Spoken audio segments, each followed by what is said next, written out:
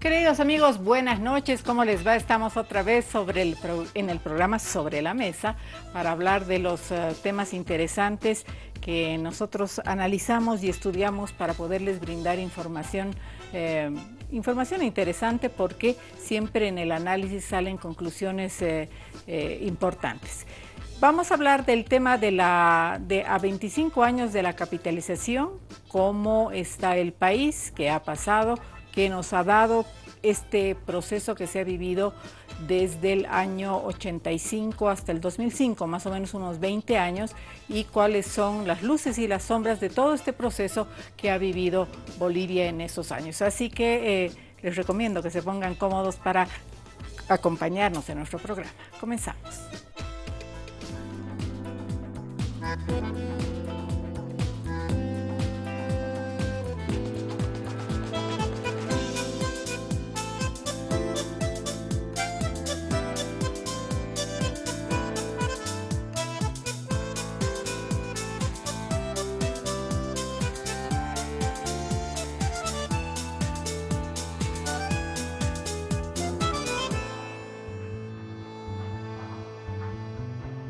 Muy bien, yo le decía al inicio que vamos a hablar de este proceso que ha vivido el país más o menos desde 1985 hasta el 2005, donde los bolivianos hemos vivido en el gobierno de Jaime Paz Zamora el proceso de privatización y en el gobierno de Sánchez de Lozada de capitalización.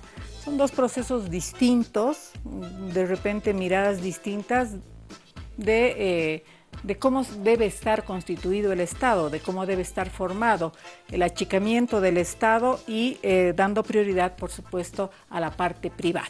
Les voy a comentar quiénes están con nosotros esta noche. Nuestras invitadas son Paloma Gutiérrez, perdón. Ella ha hecho una investigación profunda de todo este proceso.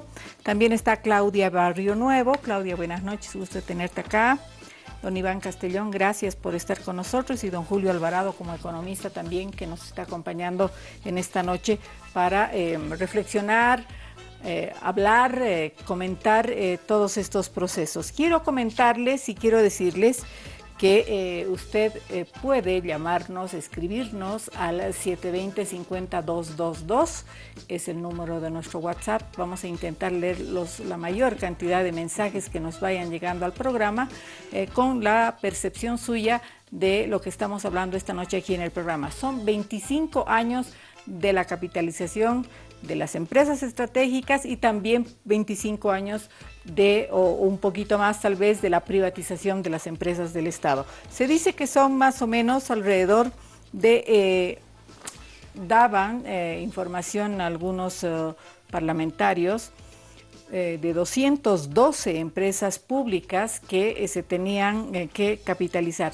Lograron capitalizarse y privatizarse 157 más o menos empresas en estos 20 años. Fueron de distinta manera. Han habido informes, ha salido un informe que es que hay en varias versiones, que tiene casi 3.000 páginas, chicas, ¿no? 2.700 páginas, donde se da cuenta de los detalles de cómo ha sido este proceso que han vivido los bolivianos, que hemos vivido los bolivianos. Han pasado por presidentes como, bueno, digamos Víctor Paz, que estaba en el 85, estaba don Jaime Paz Zamora, también don Gonzalo Sánchez de Lozada en su primer gobierno, Hugo Banzer y Tuto Quiroga en el segundo, Gonzalo Sánchez de Lozada nuevamente y don Carlos Mesa ya alrededor del 2005. Así que voy a ir primero con las damas en esta noche. Gracias, Paloma, por estar aquí. Bueno, ¿qué te ha dicho toda la investigación que han hecho ustedes? ¿Cuál es la mirada que tienen sobre todo este proceso que hemos vivido los bolivianos? Buenas noches. Buenas noches, gracias Lorena por el espacio, por la invitación. Francamente ha sido una oportunidad muy interesante de conocer a detalle, conocer a partir de los propios documentos de fuentes primarias, como se dice, lo que ha sido un proceso de desmantelamiento del Estado. Un proceso de enajenación de nuestro aparato productivo, de las empresas, que un Estado relativamente empobrecido ha logrado construir varias empresas a lo largo de muchos años que han sido enajenadas, han sido cerradas, han sido transferidas finalmente al sector privado, ¿no? Las empresas públicas han sido bajo una modalidad denominada privatización o capitalización o el propio cierre, han sido transferidas al sector privado. Personalmente, como investigadora, ha sido muy interesante tener acceso a los documentos, como decía, de primera fuente. ¿Dónde estaban los documentos? Finalmente se han logrado centralizar para esta investigación en el Ministerio de Desarrollo Productivo. Nos han facilitado el archivo con esta documentación que hemos podido revisar, muchísimos papeles, muchísima documentación importantísima, que son finalmente los respaldos de los hallazgos, de los resultados de esta investigación.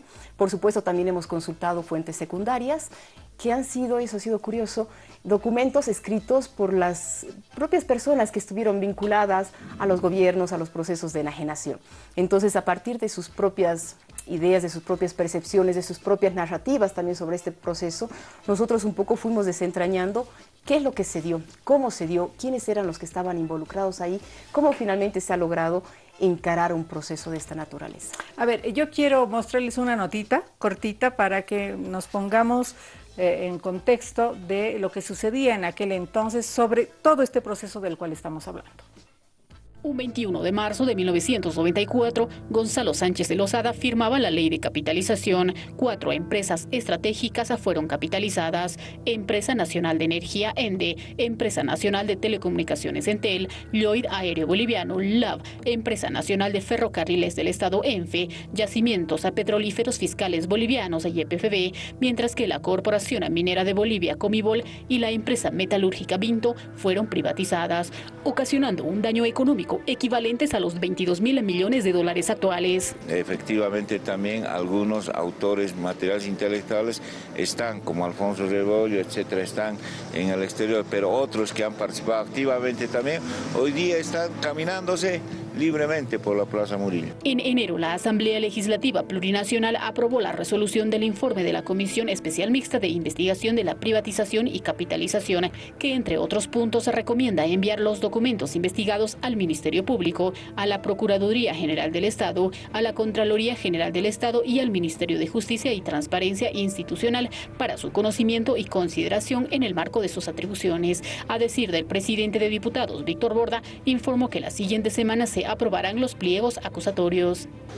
Con la enajenación de más de 130 empresas nacionales, ¿no? Nosotros entendemos de que en el transcurso de las subsiguientes semanas se van a aprobar pliegos acusatorios para que sean remitidos ante el Ministerio Público a las instancias pertinentes, para que obviamente estos individuos que hoy día están andando felices en la calle, volviéndose magnates, millonarios por la pobreza y la enajenación de nuestras empresas, puedan asumir su responsabilidad de índole penal y de índole civil. En este proceso de capitalización y privatización participaron los gobiernos de Víctor Paz Estenssoro, Jaime Paz Zamora, Gonzalo Sánchez de Lozada, Hugo Banzer Suárez, nuevamente Gonzalo Sánchez de Lozada y Carlos Mesa. A ver, vamos a preguntarle, vamos a aprovechar también toda la mirada, Claudia, que han tenido de este proceso, de estos documentos que han revisado. ¿Cuál era la situación en aquel entonces? Ahí la justificación, me imagino, en las leyes, en las disposiciones de qué se vivía en ese tiempo, qué vivía Bolivia en ese tiempo. Bueno, gracias Lorena por la invitación.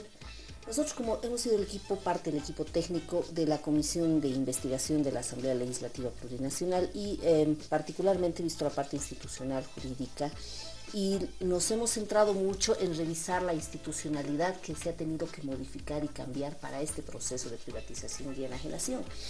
La Constitución Política del Estado de la época no permitía la venta de los recursos naturales, a pesar de que varias de las normativas que se han ido aprobando posteriormente han quedado, incluso han sido declaradas inconstitucionales, han sido violatorias a la Constitución Política del Estado. Es el caso de la ley minera, que ya su antecesora de la ley 1777, que la dictó Gonzalo Sánchez de Lozada, permitía el manejo de las concesiones mineras, por ejemplo, como si fuera un derecho real, como si fuera posible manejarlo como una propiedad privada. Es decir, que tú podías vender las concesiones mineras, las podías hipotecar, las podías incluso heredar, lo que no es posible porque es una riqueza natural. El año 2013 declaró inconstitucional esta medida. De todas maneras, la arquitectura ya para el proceso de privatización la empieza a dictar el gobierno de Víctor Paz Estenssoro. Con el 21060 ya genera el proceso de descentralización de las dos más grandes empresas, Yacimientos Petrolíferos Fiscales Bolivianos, la Corporación Minera de Bolivia. Ya le prohíbe al resto de las empresas públicas que hagan inversiones. Hay un artículo muy claro que les pide además que en 30 días digan cuánto de personal van a despedir, que hagan una reestructuración empresarial y van poco a poco asfixiando a las empresas públicas en general. Ya hacen todo un proceso también de diluir la Corporación Boliviana de Fomento y distribuye todas las empresas que manejaba la CBF de ese tiempo a las corporaciones regionales de desarrollo y vía departamental. En esta etapa se maneja una comisión de transición industrial, no se habla de privatización, el discurso era muy fuerte para la época, el asesoramiento que le daba la Pricewaterhouse al gobierno en ese tiempo, hablaba de transición industrial, de reordenamiento de empresas. En el gobierno de Víctor Paz. El gobierno de Víctor Paz. Ajá. Y esta comisión de transición industrial es interesante porque está presidida por el señor Jorge Quiroga, padre del expresidente Jorge Quiroga, ¿no? Él estuvo en este proceso de la primera etapa, donde ya se hacen las primeras evaluaciones de cómo eran las empresas, de si era posible venderlas, cuánto costaban. Ya en el proceso de Jaime Paz Zamora hay una estructura distinta. El Ministerio de Planeamiento y Coordinación se pone a la cabeza del proceso de privatización. Tardaron mucho, hasta el 92, en sacar la ley de privatización, pero en el 91 ya con decreto supremo ellos empiezan a iniciar el proceso de privatización, contratan consultoras, además contratan consultoras que contraten consultoras. Había 3 agencias de compras que se les pagaba solo para que elijan a las que iban a evaluar a las empresas, tanto a las medianas como a algunas grandes. Él hoy día estuvo en la primera etapa de privatización en el gobierno de Jaime Paz Zamora y se constituye ahí todo una estructura de privatización, la unidad que estaba a cargo del proceso privatizador dependía directamente de planeamiento y coordinación. A pesar de toda la estructura realizada, los avalúos, los gastos realizados, muy poco se pudo privatizar en esa gestión de gobierno y el fuerte de la privatización ya se da en el gobierno paralelo a la capitalización de Gonzalo Sánchez de Lozada, ¿no?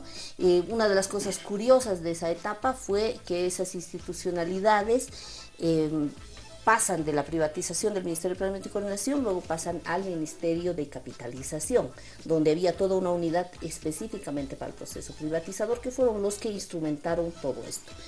La normativa que se manejó básicamente fue la ley de privatización y a partir del gobierno de Sánchez de Lozada la modificación de varias normas sectoriales, la ley de capitalización, la ley de pensiones y obviamente la normativa que tenía que ver con el sistema regulatorio, ¿no? Donde ya el Estado deja de ser propietario de las empresas estratégicas, tienen ahí como administradoras primero al banco y luego a las AFPs, y lo único que hacía el Estado era mirar lo que sucedía. Había un colmo, un extremo muy grande, por ejemplo en el caso de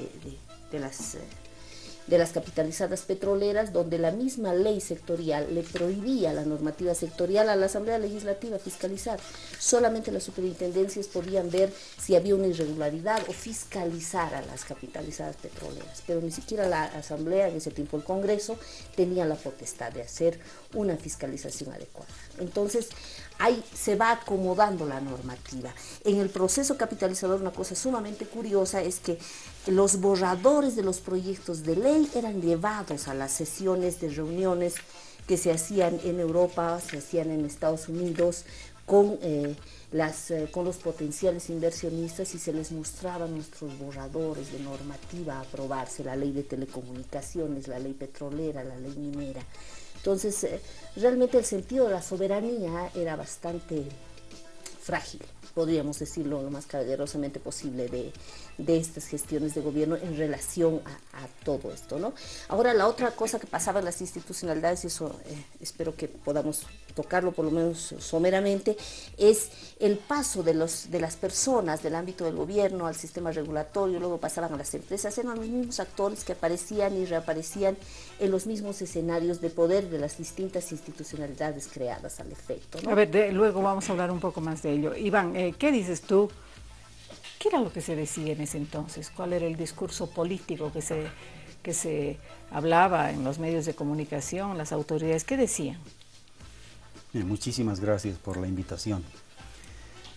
Hay que ver la capitalización como parte de un proceso político que empezó en 1985 y prácticamente declinó en los años 2002-2003. Antes de iniciarse la capitalización, los gobiernos neoliberales, tanto de Víctor Paz como de Jaime Paz, pretendieron privatizar las empresas estratégicas, pero no pudieron, ¿no? Víctor Paz apenas pudo hacer estudios para la privatización de las empresas públicas. Jaime Paz empezó con la venta de empresas medianas y pequeñas. Hicieron privatizar algunas empresas estratégicas, pero no habían las condiciones sociales para hacer eso. Entonces, los del gobierno de Jaime Paz, en el que Samuel Doria Medina era el ministro privatizador, no pudieron avanzar en ese tema. Entonces tuvo que ser el gobierno de Sánchez de Lozada, con Víctor Hugo Cárdenas como vicepresidente, los que se idearon el tema de la capitalización. Ellos inventaron esta estrategia, dado que no era posible, por la vía de la privatización o por la vía de la venta de empresas estratégicas, enajenar las grandes empresas. ¿De cuáles empresas? Ende, Entel, Lloyd Aéreo Boliviano, Empresa Nacional de Ferrocarriles y Yacimientos Petrolíferos Fiscales Bolivianos. En la ley también estaba la empresa metalúrgica Vinto, pero debido a la oposición del pueblo orureño y de los trabajadores mineros, no tuvieron éxito en la capitalización de Vinto. Pero capitalizaron estas 5 empresas bajo esta figura de la capitalización. Aquí tengo una gráfica que puede sintetizar muy bien cuál era la estrategia discursiva de la capitalización. Ellos decían de que con la capitalización los inversores extranjeros van a traer capital fresco y van a inyectar en la economía. Y la capitalización se basa en la fórmula de 1 más 1 igual 2. 50-50. Eso quiere decir que si el país tiene una empresa pública, los inversores extranjeros van a traer plata, van a inyectar en esa empresa y entonces esa empresa va a crecer el doble, ¿no? Aquí la empresa es chiquitita, la plata de los inversores extranjeros, y entonces la empresa va a crecer el doble. Además decían que habiendo doble empresa, va a haber doble empleo y doble ganancia, ¿no? Esta estrategia discursiva, aplicando al caso del Lloyd Aéreo Boliviano, tendría que haber ocurrido de esta manera. La fórmula del 1 más 1 igual 2 tendría que haber ocurrido lo siguiente. El Lloyd Aéreo Boliviano, antes de 1995, antes de que sea entregada a los inversores brasileños, antes de que sea entregada a la BASF, tenía 9 aeronaves de este tipo, ¿no? Con la plata de los inversores brasileños, con la plata de la BASF, de la familia Wagner Cañedo, el Lloyd debía haber tenido 18 aeronaves, ¿no? Pero además tenía 22 inmuebles aquí en el país y fuera del país. El Lloyd Aéreo Boliviano tenía para atender a sus requerimientos oficinas en Buenos Aires, en Lima, Santiago, Miami, en varias partes. 22 inmuebles. Y además tenía 1.500 trabajadores. Con la capitalización debería tener el doble, cuando menos 3.000 trabajadores. Recordemos que en el plan de gobierno del MNR, en el plan de todos, estaba la creación de 500.000 empleos. Y ellos decían que iban a alcanzar a esa cifra justamente con esta fórmula. El hecho es de que al final de la capitalización, el Lloyd quedó en el desastre total. Y esta es una imagen del Lloyd Aéreo Boliviano, producto de todo el proceso de capitalización. Uno de los autores de esa política es don Víctor Hugo Cárdenas. Aquí tengo un recorte de prensa que dice que la capitalización es made in Bolivia, ¿no? Bueno, Eso me parece es lo que decían ellos con relación a la capitalización. Vendieron a la sociedad boliviana como si esto iba a traer grandes dineros. Sin embargo, esos grandes dineros que los inversores debían invertir en 6, 7 años aproximadamente, el año 2002, cuando regresa al gobierno Sánchez de Lozada, él reconoce de que el TGN no tiene plata y les pide a los bolivianos que de su bolsillo paguen más impuestos, entre el 4% y el 12%. Obviamente, como era una medida antipopular, hay una revuelta popular, hay el enfrentamiento entre policías y militares y hay 33 muertos y decenas de heridos. A ver, avanzaremos hasta ahí, Iván, para ver cuál es la percepción de Julio. Julio, ¿qué se decía en ese tiempo de cómo era la salud del Estado boliviano, de las empresas públicas? ¿Cómo estaba Bolivia? ¿Cómo estaba nuestro Tesoro General? ¿Había platita, no había platita? ¿Cómo era la cosa? A ver, antes que nada te agradezco y muy interesante el tema que has elegido y la información que están dando aquí los distinguidos las distinguidas panelistas y panelistas, ¿no? Primero, me hubiera gustado a mí que alguien que ha estado inmerso en el proceso de la capitalización esté acá, porque seguramente hubiera dado una visión diferente. Bueno, ¿no? bueno, yo te corto diciéndote lo siguiente. Sí. Hemos llamado a un montón de gente que ha estado en ese proceso y no ha querido estar presente porque obviamente tienen miedo, dice que los amenazan, en fin. Han dicho todo eso y es por eso que no hay un actor, un protagonista de ese proceso aquí en nuestra mesa, pero está Julio Alvarado a ver que nos va a comentar cómo se miraba en ese tiempo. No, segundo, yo no participé de ese proceso, claro, ¿no? Quiero dejar claro, pero como docente universitario y como investigador, yo todo proceso lo analizo desde el punto de vista de los resultados. Y no parto de un prejuicio ideológico, ¿no? De entrar y decir, esos neoliberales. No, a ver, ¿cómo ha sido el proceso? ¿Cuáles eran? Y tu pregunta es muy pertinente. ¿Cuáles eran las condiciones que se dieron para que se lleve a cabo este proceso? Porque muchas veces de eso nos olvidamos. Y varias veces con los dirigentes de la COP yo he discutido eso, ¿no? Porque aquí se empieza a hablar de 1985, ¿no? Y dicen, ese decreto maldito, el 21060. Yo digo, a ver, vamos un poco más atrás. Porque ustedes ya me están hablando de una consecuencia, no de una causa. ¿Por qué salió el decreto supremo 21060? Y ahí vamos a entrar justamente al tema de las empresas estatales. Porque si no se mira objetivamente, no en forma ideologizada ni político-partidariamente, si no se analiza eso en forma fría, entonces no vamos a entender y vamos a sacar conclusiones erradas. Entonces, salíamos de un periodo, las dictaduras militares, especialmente la de Banzer, nos habían endeudado. No solo que nos había endeudado, la deuda externa de Bolivia en 1971 era de 500 millones de dólares. Cuando sale Banzer del gobierno en 1978, la deuda se había multiplicado hasta 1.800 millones de dólares, o sea, casi 4 veces. Mucho, ¿no? Préstamo. Mucho préstamo. Pero es más, en ese periodo tuvimos elevados precios de materias primas. ¿Y qué se hizo? Se despilfarraron los recursos, lo mismo que hemos tenido en este último periodo, ¿no? Entonces, por eso se entra una crisis. Se habla de la hiperinflación, sí, pero ¿qué fue la hiperinflación? Fue una causa de esas malas políticas económicas que se aplicaron en la década de los años 70. Por eso llega el doctor Hernán Siles Suazo con un país económicamente quebrado y queriendo restablecer la democracia. Pero era tal cantidad de pagos que debían hacer préstamos que no daba. Y ahí la grandeza de los estadistas cuando dice, yo me voy a retirar porque yo no voy a derramar una gota de sangre. Y se va don Hernán Siles Suazo, un ejemplo para muchos futuros presidentes debería haber sido, ¿no? Pues bien, entonces esa situación hace que se dé el 21060. Ahora, ¿en qué condición estaba la economía? Nuestras principales empresas, ¿no? Y se olvidan, esos datos no los dan, ¿no? Cuando se decide cerrar las minas, una medida durísima, con un costo social muy elevado, pero ¿cuál era el resultado? Bolivia producía más o menos, el costo de producción de una libra fina de estaño estaba entre 7 y 10 dólares. Y no, eso nos pagaban, eso producíamos nosotros, nuestras minas. Pero, ¿cuánto nos compraban?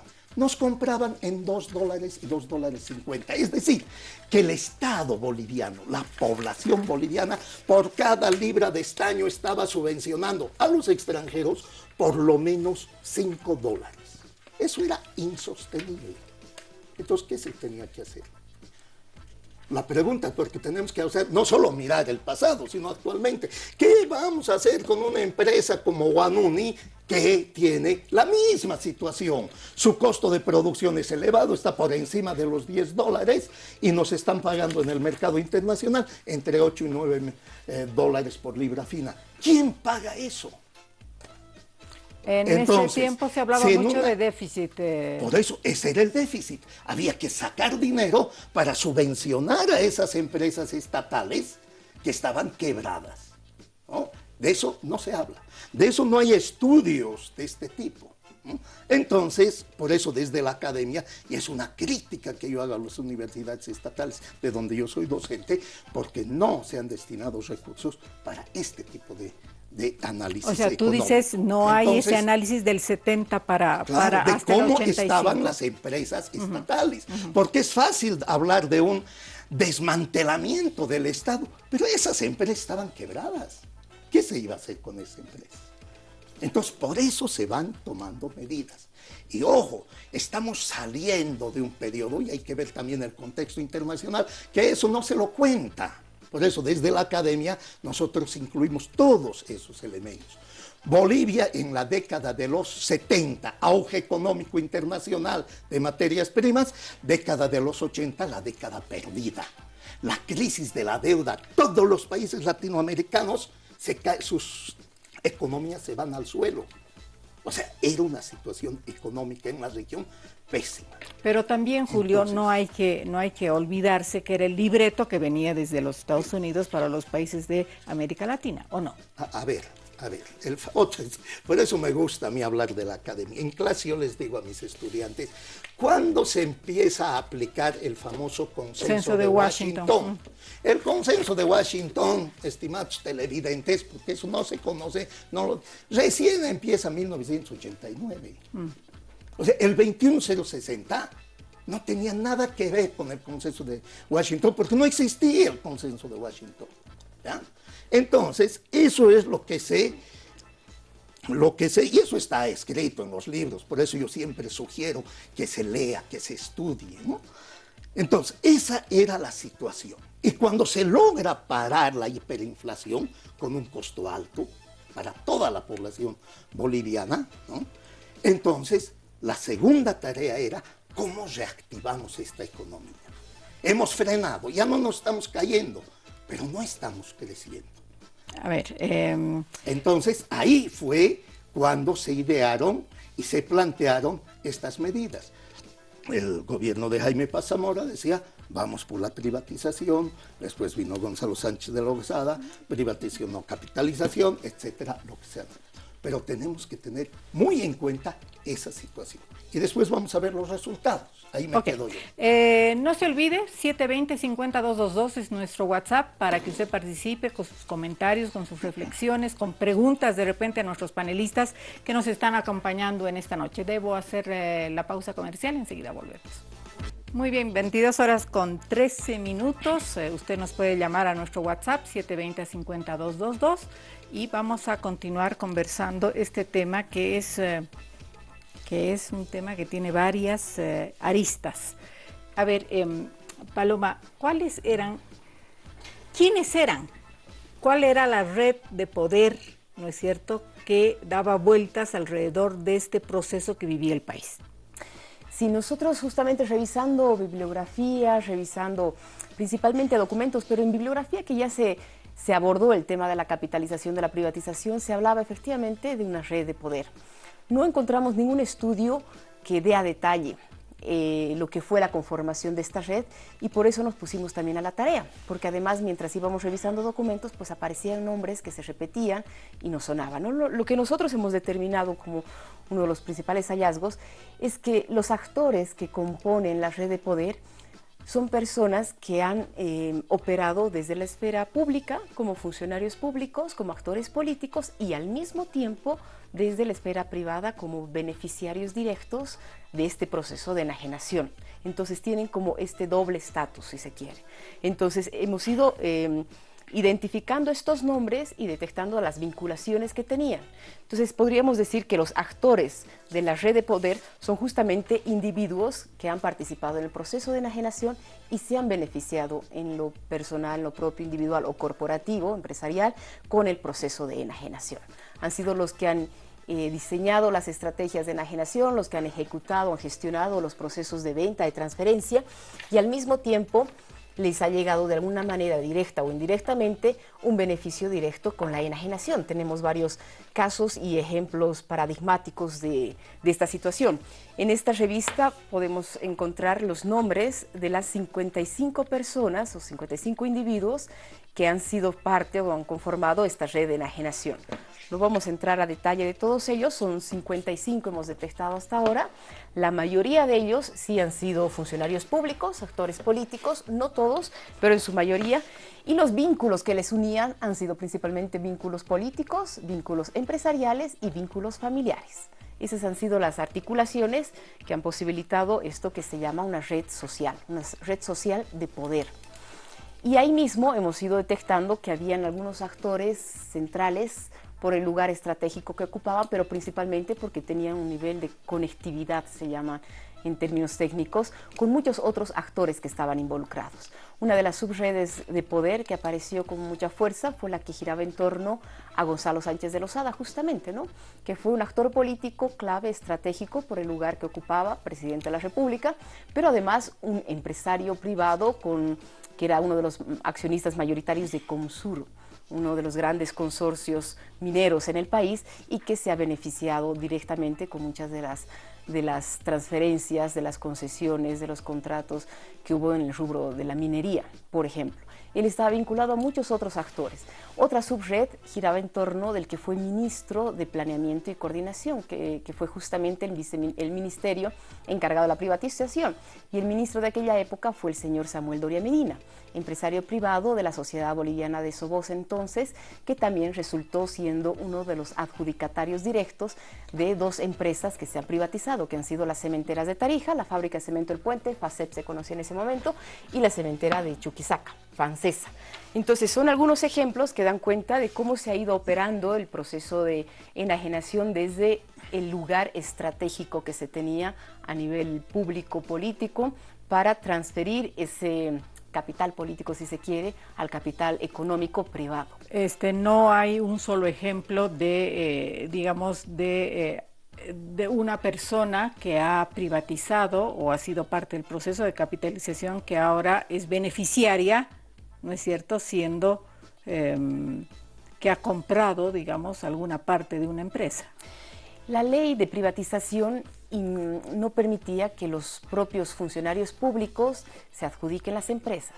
Un caso que ha sido muy interesante encontrar es justamente el caso de la fábrica de cemento El Puente.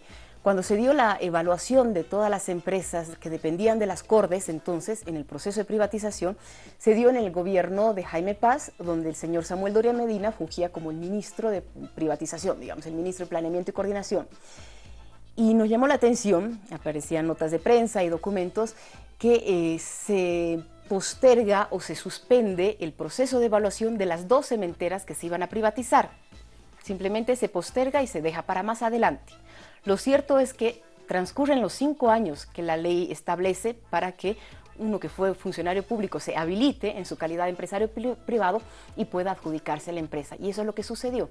La empresa Sobose, del que era el ministro, participó en la licitación y se adjudicó, se compró las 2 cementeras que en su momento él estaba pues programando su privatización, su venta. Entonces sí fue el beneficiario directo de esta venta que él mismo había programado, había gestionado. Institucionalmente, ¿cómo andamos?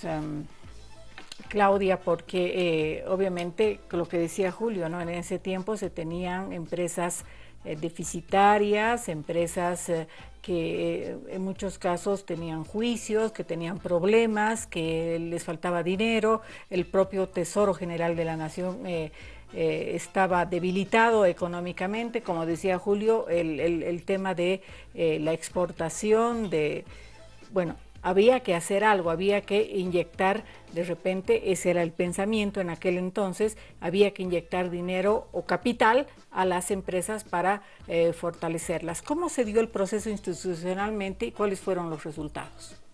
Bueno, discursivamente parecía interesante. Muchísima gente, incluso gente de izquierda, gente que en algún momento se opuso a la privatización, se unió al carro de la capitalización, creían que esa era una buena alternativa para las estratégicas. Es interesante lo que decía un poco Julio, de que estos estudios son necesarios que la academia los aborde, y creo que uno de los principales aportes del trabajo que hemos hecho estos 5 años es eso. En estos libros, que son 3 tomos en los que está la investigación, también hay una mirada de cómo estaban las empresas, y no todas eran deficitarias. Algunas estaban en excelentes condiciones y además encontramos por qué algunas estaban mal. Había un boicot interno desde el Estado. Y eso lo fueron diciendo los mismos autores en su momento. A este libro, por ejemplo, del señor Fernando Kiefer, La capitalización pese a quien le pese, y hace una autocrítica de todo el proceso privatizador y una crítica a lo que fue la capitalización. Hay muchos autores, está el Jorge Torres, incluso el señor Jorge O'Connor Darlach, gente que era, no digamos de una mirada izquierdista, sino estatista nacional, y vieron los grandes destrozos que estaba ocasionando la capitalización. Este trabajo puede ser mucho más ampliado, profundizado. Lo bueno es que hemos identificado fuentes válidas, documentos originales que nos permiten demostrar eso. Y el caso de ENFE para mí es uno de los casos más interesantes para verlo, cómo hacen toda la estructura institucional, hacen todas las leyes, hacen todas las instituciones, pero cuando llega el momento de hacer las cosas mal, las hacen también. Se supone que era 1 más 1, 2. Ferrocarril Andina es nuestro mejor ejemplo. ENFE la dividen en 2, la hacen en la parte oriental y la hacen en la parte andina. Y en el avalúo, la parte andina, la parte occidental, el avalúo era 29 millones. Eso era lo que costaban nuestros ferrocarriles en el área occidental. Obviamente no todos los bienes, porque lo dan los rieles en arrendamiento, algunas cosas para que baje el costo, pero dicen la ofertan en 29 millones. Llega el momento de la apertura de sobres, se presentan primero 7, bueno, acaban 2. Las 2 eran chilenas, una con capital inglés también. Y el momento de la apertura de los sobres, se encuentran que hay un pequeño error en una de ellas, declaran que no va a entrar porque hay problemas administrativos, y aparece clasificada Cruz Blanca. ¿Pero con qué monto? Debió por lo menos ofertar los 29 y ofertó 13. Entonces, la oferta que hacen ellos, está en bolivianos obviamente el documento, 137 millones de bolivianos, era lo que debieron haber aportado los inversionistas. No aportaron menos de la mitad. Entonces, igual la adjudican a menos de la mitad del precio. ¿Cuántas se presentan para...? Se presentaron 2 a la final. Okay. Y la otra fue, ni siquiera se consideró su oferta económica, del Antofagasta Holding. Me acuerdo que está en los documentos el señor Avaroa, hermano de Ronald McLean Avaroa, de representante del Antofagasta Holding. Y empezó a protestar, obviamente, dijo, primero nos han descalificado sin motivo. Bueno, sin motivo no, había un problema administrativo de por medio, pero lo terrible era que se estaba entregando por un precio mucho menor a la mitad de lo que había sido ofertada. Entonces, ¿cuál fue el resultado de esta capitalización? Ya nos olvidaremos de la parte administrativa. El resultado fue que, claro, es una sociedad anónima mixta, está bajo el régimen de Código de Comercio. ¿Qué tiene que hacerse en una sociedad anónima mixta? Tienes que ajustar el capital. Entonces, cuando entra a la capitalización, nuestra empresa valía 29, y cuando sale de la capitalización vale 27. ¿Por qué? Porque, claro, 13 más 13, 13 y pico más 13 y pico nos dio 27. Entonces, es un tremendo daño al Estado, más allá de todo el daño que ha sido calculado, que es obviamente horas de discusión que podríamos tener, jornadas interesantísimas de debate, pero el caso de él, que es emblemático del extremo en el que incluso la normativa tú la puedes pasar por encima.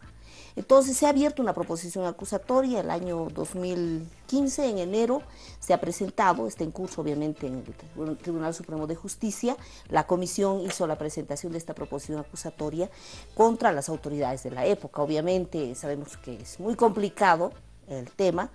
Se ha hecho al gabinete, es un juicio de responsabilidad de Gonzalo Sánchez Lozada, está Carlos Sánchez Berzaín, Gonzalo Afcha de la Parra, que eran los ministros, ¿no? Reinaldo Peters, Alfonso Rebollo, Jaime Villalobos, Fernando Candia y 2 ejecutivos de la época de la empresa estatal, José Luis Landívar Boules y Rolando Suárez Montoya. Esto para nosotros es fundamental mostrarlo y que la gente lo sepa.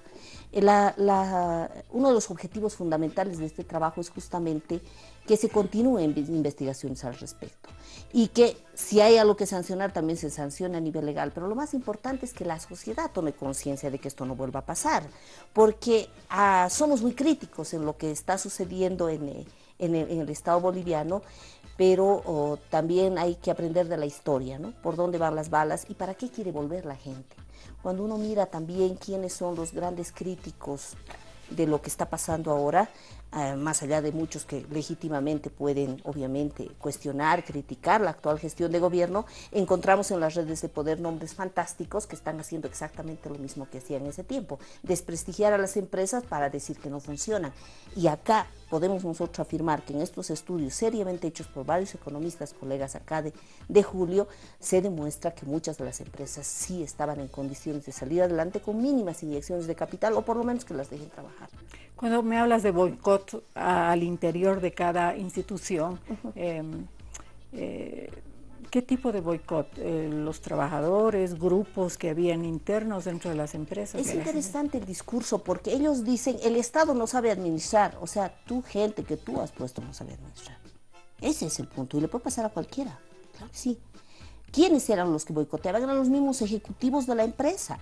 Hay estudios que ni siquiera los hemos hecho nosotros, también lo han hecho otros, donde demuestran que en la gestión de Jaime Paz Zamora ha habido un boicot terrible contra el Lloder boliviano. Se ha hecho un leasing y después ha acabado devolviéndose, porque no se ha acabado de comprar la aeronave. Tomaban la decisión, ya haremos el leasing, ya están a punto de acabar de pagar y deciden que ya no van a querer el avión. Empiezan a auto boicotearse a su propia gestión. ¿Por qué? Porque ellos tenían intereses económicos tremendamente altos que cubrir. El tema de ferrocarril, ¿por qué era deficitario? Porque le subvencionaba su venta a Comsur y a los mineros. El precio de la carga era baratísimo y el de los pasajeros era alto. Hay una subvención a los hoyeros que incluso en el modelo ya de capitalización se seguía pagando y subvencionando el transporte de soya y el transporte de minerales. Entonces, con ese tipo de gestión, es muy difícil que una empresa salga adelante. El tema es a quién estás beneficiando también. Y este es un trabajo, como les decía, que nos permite ver empresa por empresa. Se han hecho estudios de caso de 9 empresas de los 9 departamentos de las departamentales. Está Cemento El Puente, está Hilandería Santa Cruz, está Cerámica Roja Cobija, la línea aérea Imperial, ver cómo acabó destruidos los aviones, que Potosí era una corporación que tenía tanto dinero que se compró 2 aviones para que funcionaran y poder tener circuito turístico, comodidad a los empresarios, y todo se fue a pique. Tenemos esos estudios, las capitalizadas han sido estudiadas adecuadamente. Tenemos también, creo yo, importante ver que cuando se hace la otra demanda, que es el caso Focas, donde está involucrado obviamente el señor Samuel Doria Medina, por haber transferido dineros estatales a un privado sin que haya la normativa y sin que él tenga la calidad y la competencia para hacerlo, se ve todo el inicio del microcrédito en Bolivia, ¿no? Pero no es que era deficitario el sistema de microcrédito, porque de alguna manera habían quebrado los bancos grandes, pero la economía popular estaba dando dinero. El tema era que el capital requería privatizar incluso el dinero de los pobres. Y eso, si uno se siente en un panel a discutirlo, es posible de demostrar y decirles por qué no era deficitario. Porque eran 15 millones que al final debían ser como 19 y acabaron recibiendo los de Fundapro un monto mayor a 20 y tantos mil. Eso quiere decir que no era deficitario, el dinero había crecido porque el dinero crece. Los bancos eran los que administraban, no era el señor de la unidad crediticia financiera de la corporación que prestaba de abajo del escritorio. Entonces, consideramos que es la apertura de un debate, y gracias por la invitación, Lorena, porque realmente esto nos permite mostrar e invitar a los estudiantes, a los académicos y a la gente, ir a los barrios. Nosotros estamos yendo a los barrios, estamos yendo a las juntas de vecinos, estamos yendo a las comunidades a mostrar estas experiencias y a que ellos se empapen de cómo se ha vendido al país. No solo nos interesa el efecto, sino la hermenéutica. Porque al final, hoy en día, con las redes sociales y tanta publicidad y acceso a la información que hay, que no había en los 90, podemos decir que la gente tiene que aprender a fiscalizar y a conocer cuando hay calumnias también, cómo funcionan las empresas porque son suyas. A ver, Iván, ¿qué dices tú? Estamos viendo los resultados que, por lo que nos dice Claudia, es una situación complicada para las empresas del Estado. Muchas empresas se pudieron haber salvado, otras no, evidentemente, no tenían lo necesario. ¿Cómo ves tú? Sí, efectivamente fue así, ¿no? En esta investigación que hemos desarrollado, aquí tenemos la versión completa, tenemos la documentación de respaldo que está adjunto en CDs. Entonces es una investigación que los números que hemos utilizado están plenamente respaldados. Los datos sobre los cuales hemos tenido conocimiento, pero no tenemos documentación de respaldo, no están aquí, ¿no? Entonces, respecto a los cálculos de los daños, está plenamente respaldado. A ver, evidentemente, han habido algunas empresas que estaban mal, pero eran empresas, algunas que estaban empezando, empresas pequeñitas, medianas, que seguramente instalaron en varios departamentos del país. Pero con relación a las empresas grandes, a las empresas estratégicas, a las que fueron capitalizadas, esas estaban gozando de buena salud. Aquí yo tengo datos sobre cuáles eran las utilidades de Entel. Esto es entre 1990 y 1994. Y son cifras ascendentes, desde 10 millones de bolivianos a 47 millones de bolivianos. También tengo gráficas de lo que fue la rentabilidad de yacimientos petrolíferos fiscales bolivianos. Esto es entre 1990 y 1996. La rentabilidad de YPFB estaba por encima de los 2 dígitos y eso es una buena rentabilidad en términos económicos. Una vez que YPFB pasa a manos de los inversores extranjeros, la rentabilidad baja y es de menos 2% a 7%. ¿no? Y aquí está, es visible las curvas con relación a qué pasó con YPFB después de que es capitalizada. Aquí tengo la rentabilidad nuevamente de Entel, aquí entre 1990 y 1994, en 1990 es de 2.8 y llega hasta 8.1. Cuando Entel es administrada por la italiana ETI, esto, si bien por un año sube hasta 9, después hasta el 2002 baja a 0.4. ¿no? Entonces, estos datos nos demuestran de que habían empresas de que estaban en buena salud económica y financiera. Al extremo de que desde 1985, cuando ya cae Comibol, Bolivia ya no vive de la minería, desde 1985 a 1996, cuando YPFB es entregada a los inversores extranjeros, Bolivia y los gobiernos neoliberales vivían de YPFB. A ver, Iván, las empresas capitalizadas en el gobierno de Sánchez de Lozada fueron, ¿no es cierto?, Lloyd, ENDE, YPFB, Entel y ENFE. ¿No es cierto? Son las 5. De esas, ¿cuáles tú dices a Entel le fue bien? ¿Qué pasa con estas otras 4? En el periodo de la capitalización. A ver, hay que hablar empresa por empresa. Ni en el caso de Entel le ha ido bien con la capitalización. Porque en el caso de Entel, el discurso era de que esa empresa iba a crecer el doble, que la telecomunicación iba a llegar a todos los ámbitos del país, que íbamos a ser el centro de la telecomunicación intercontinental, con la capitalización, pero nada de eso tenemos.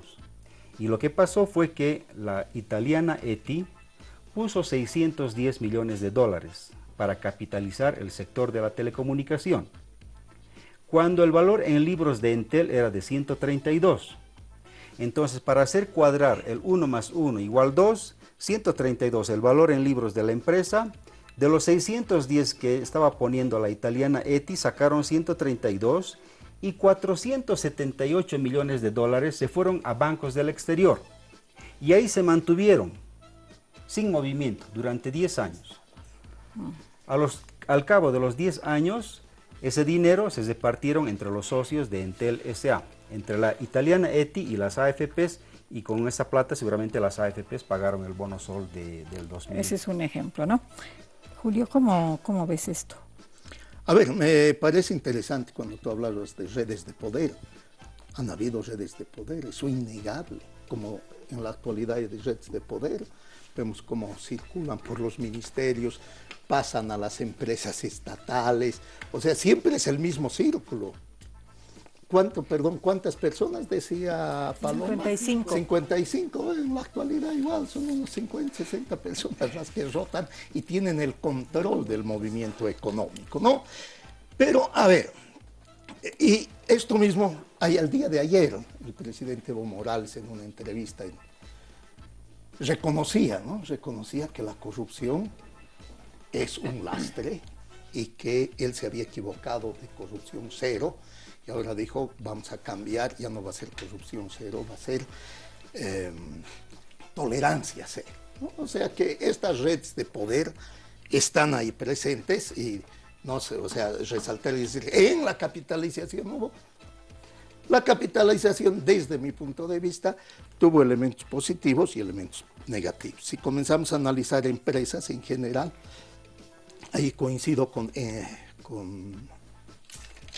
mi amigo Alzheimer, ya no está con Claudia, ¿no? Cuando Claudia habla de ENFE. Sí, el peor ejemplo, yo creo, o lo peor de la capitalización se puede ver en ENFE, ¿no? Teníamos una empresa de ferrocarriles con toda su corrupción, porque tampoco era una, ¿no? Todo lo que quiera.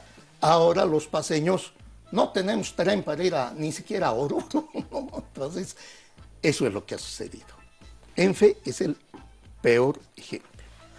Pero vayamos a los resultados positivos, que aquí no he escuchado yo, por lo visto todo ha sido negativo, y desde una investigación académica y científica no hay nada negativo ni nada positivo, todo es equilibrado. Un elemento de este proceso de capitalización que es positivo es de lo que hemos estado viviendo.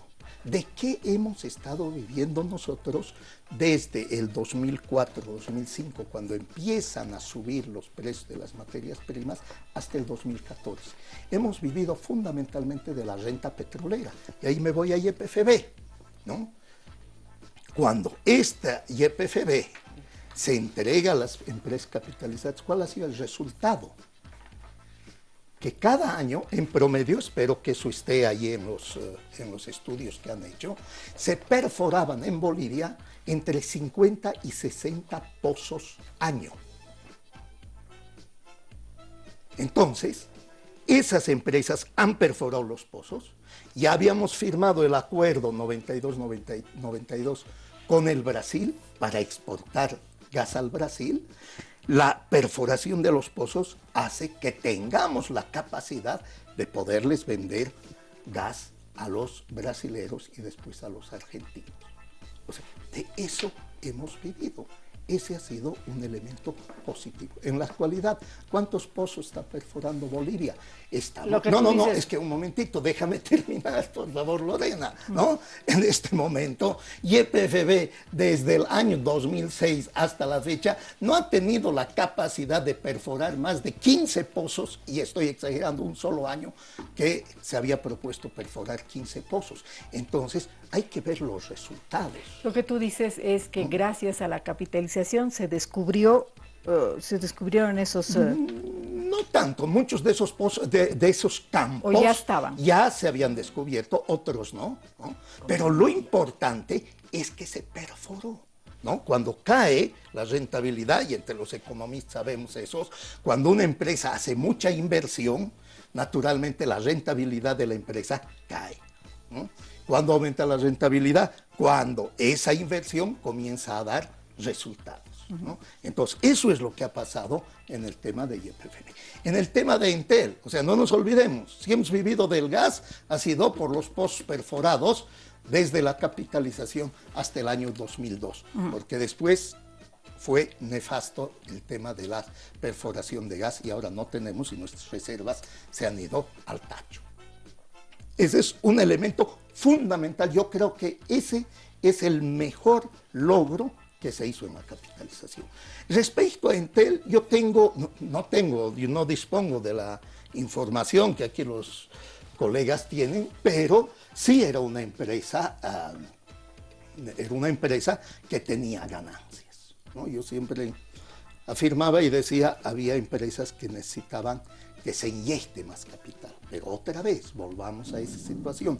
¿Tenía el Estado la capacidad en ese momento de que se inyecte capital? Porque otro tema que nos olvidamos, y lo he mencionado al principio, y vuelvo a eso, porque de eso no hablan, ¿no? No se habla cuando se quiere denostar o sobrevalorar una situación. El contexto internacional, decía que en los años 80 habíamos vivido la crisis de la deuda, y eso afectó a todos, como hemos vivido desde el 2004-2005 el auge de las materias primas, y por eso los ingresos en Bolivia y en América Latina han sido grandes.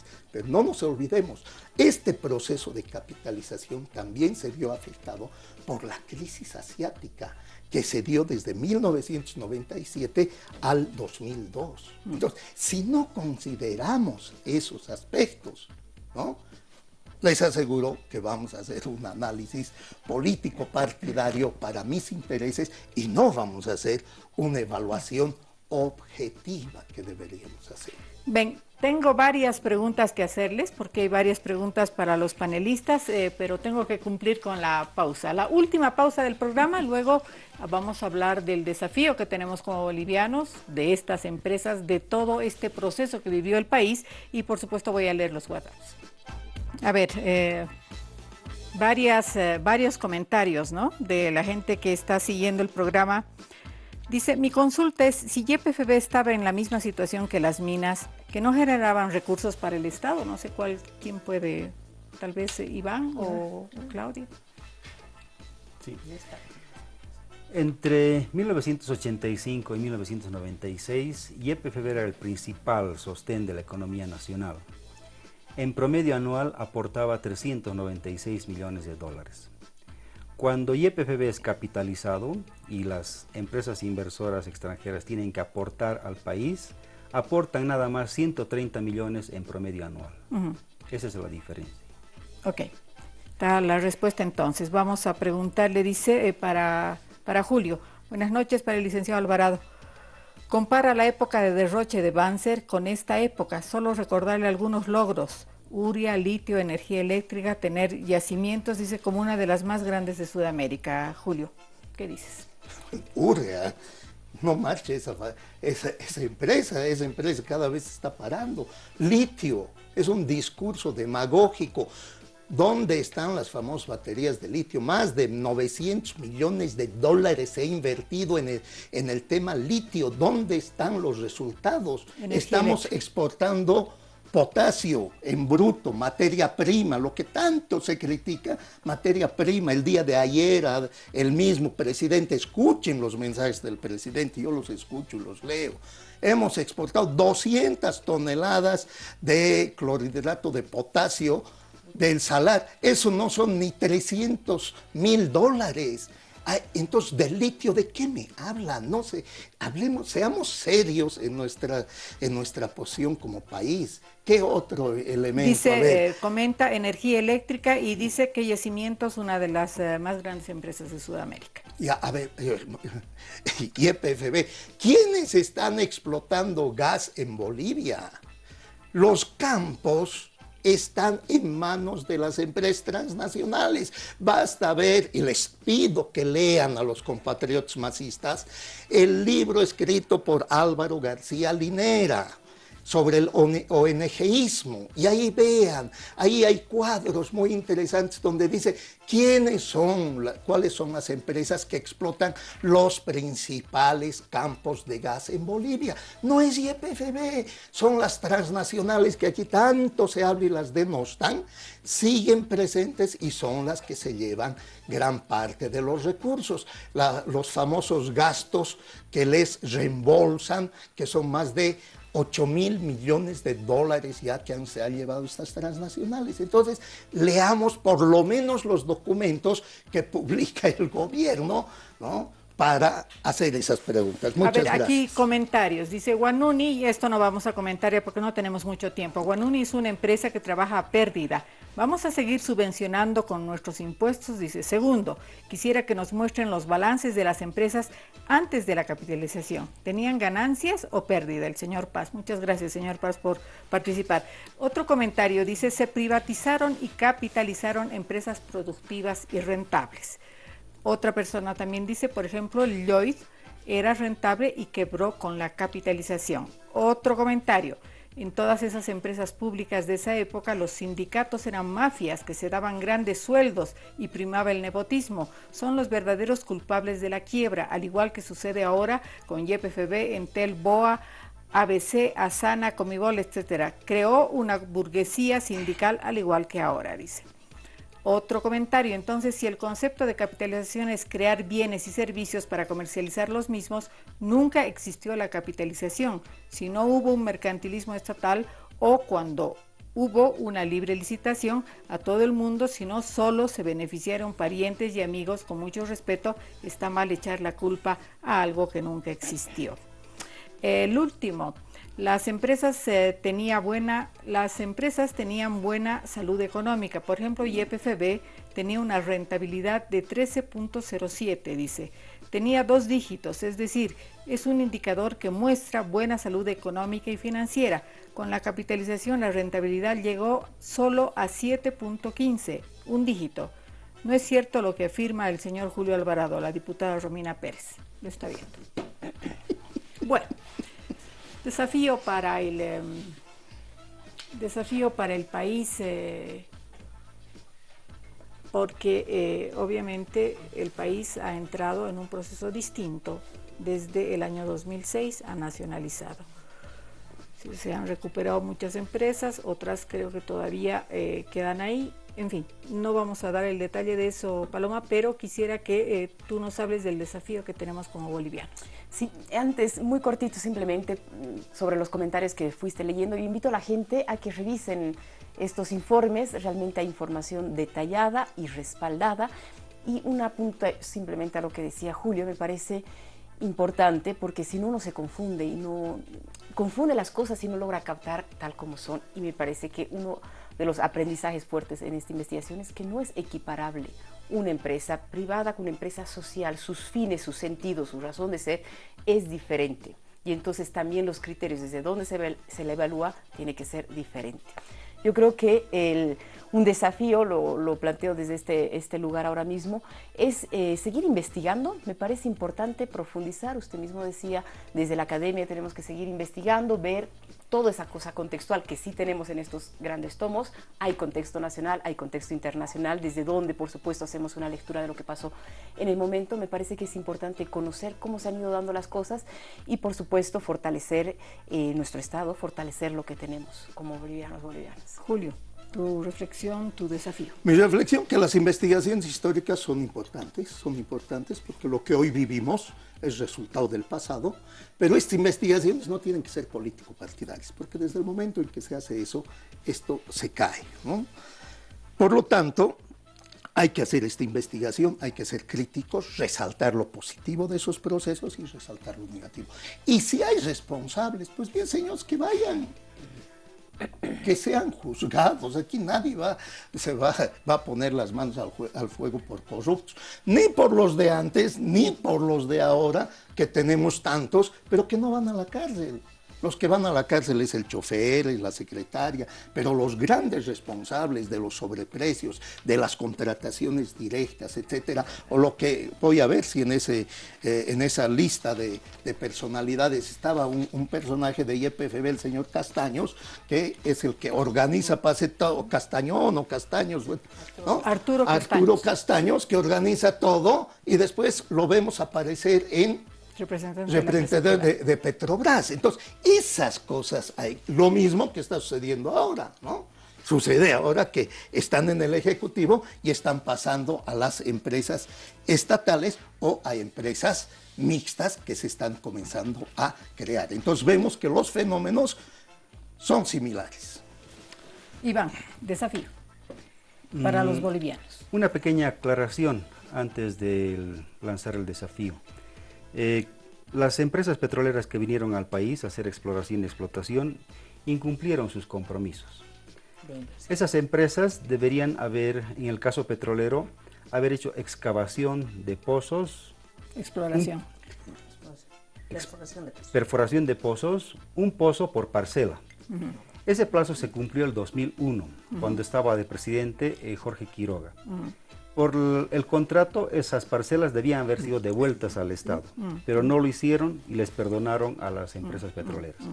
Ahora, yo pienso de que la bonanza que estamos viviendo no es precisamente por los efectos de la política de capitalización, porque la política de capitalización nos estaba llevando al desastre. Con la política de capitalización en el tema hidrocarburífero, los impuestos y regalías eran no más del 18%. Con la nacionalización eso se invierte. Y nosotros en este momento, la bonanza que estamos viviendo es gracias a la nacionalización, no solamente de hidrocarburos, sino también de otras empresas estatales. A ver, Claudia, el desafío. No es serio lo que acaba de decir. Bueno, yo creo que bajo la mirada de que el pueblo tiene que conocer su memoria, y estamos hablando de una historia ya contemporánea, finales del siglo XX, lo importante es conocer nuestra historia. Las nuevas generaciones no conocen lo que se vivió en los 90. Los 90 fue una década que para el país fue desastrosa. Cayó la minería y una de las cosas que cayeron son la capacidad de producir recursos humanos de alta calidad. No solamente despidieron a la gente a la calle y los dejaron sin empleo, perdimos muchísimo capital humano que se migró. Toda la migración de la década del 90 a países, no solo Argentina ya, sino España, Estados Unidos, Italia, toda esa migración de nuestros recursos naturales de altísimo valor y gente altamente calificada, se perdió. Toda la década del 2000 en Latinoamérica, pero también en Bolivia ha habido un déficit de profesionales formados, por ejemplo, en el ámbito minero, solo tomando eso. Y eso es lo que tiene que aprender nuestra sociedad. Ese es el interés que nosotros como investigadores tenemos de que no solo se continúen haciendo investigación, sino que se debate el tema. Que los jóvenes aprendan cómo fue la historia de su país. Ahí no había condiciones de empleo, no había condiciones de estudio. Vivíamos un país muy difícil y nos vendían mentiras. Y los medios de comunicación se prestaban a eso. Hay una parte muy interesante también en el que les invitamos a leer de los libros, y es el manejo mediático que se tenía. Ahí los titulares podían decir el Banco Mundial ordena que se haga esto, y ningún periodista se sonrojaba en ponerlo. Era bochornoso, era vergonzoso, y hay que cambiar ese país. A ver, ¿dónde pueden encontrar la gente que quiera leer el informe, las diferentes versiones que hay? ¿Dónde se puede encontrar este libro? Si me permite. La investigación, estos informes han sido entregados al Pleno de la Asamblea Legislativa Plurinacional a mediados de enero. En este momento se está organizando la entrega para la sociedad civil. Probablemente sea en los próximos días o máximo. ¿Hay algún lugar específicamente? Claro, porque queremos ir a ver, tener esa información, ¿no?, para analizarla, ¿no? Pero otra vez, no hagamos discurso político, colega. Debería ser una investigación, ¿no?, equilibrada, pero su última intervención demuestra que esto está orientado, tiene una orientación político-partidaria. Ya me tengo que ir. Iván, ¿dónde se puede conseguir? Lo vamos a entregar en La Paz, Cochabamba y Santa Cruz, y obviamente esto va a ser adecuadamente distribuido entre institutos de investigación, bibliotecas, universidades, estudiosos, etc. Bueno, ahí está el tema de a 25 años de la capitalización, qué ha pasado con las empresas del Estado, cómo funcionaron, cuáles son las luces y cuáles son las sombras. Usted sacará sus conclusiones allá en la casa. Nosotros nos vemos el próximo lunes a las 9:30 de la noche. Permiso.